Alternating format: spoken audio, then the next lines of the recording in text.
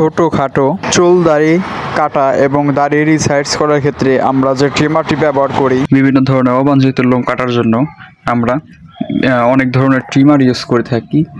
তো ট্রিমারের দেখবেন যে সাথে যে ট্রিমারটা ফাস্ট করার জন্য আপনার এই ধরনের একটা অয়েল দেয়। এই যে এটা এই ধরনের একটা অয়েল দেয়।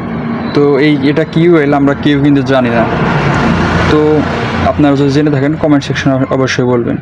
তো এই অয়েলটা শেষ হয়ে গেলে তখন আমরা কোনটা ব্যবহার করব সেটাই আজকের ভিডিওতে বলবো।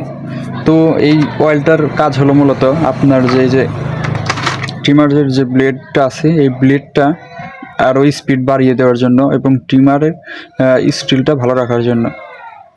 তো ওইটা শেষ হয়ে গেলে আপনারা কী করবেন, নারকেল তেল ইউজ করবেন। নারকেল তেল দিতে পারেন, এখানে কোনো সমস্যা হবে না। তো আমি একটু দিয়ে দেখাচ্ছি, দেখেন ট্রিমারটা চালু দিলাম, এখন আমি একটু নারকেল তেল দিয়ে দেখাচ্ছি।